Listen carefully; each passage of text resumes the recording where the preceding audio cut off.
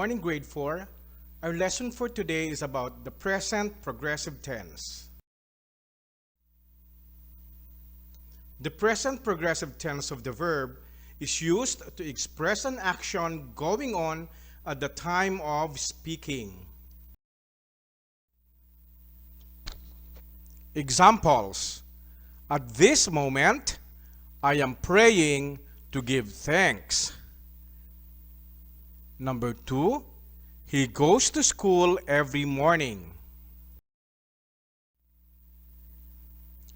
Present progressive tense can also be used to indicate an action happening over a period of time, which begins at the present, to indicate a specific time when a continuous action is happening.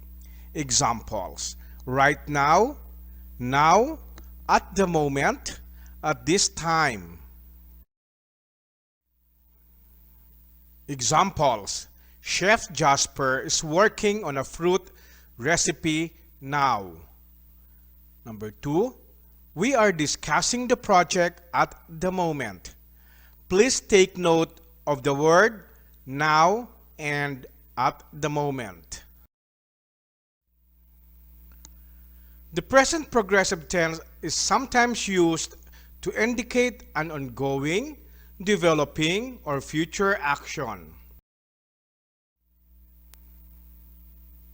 Examples: we are moving to Imus next summer.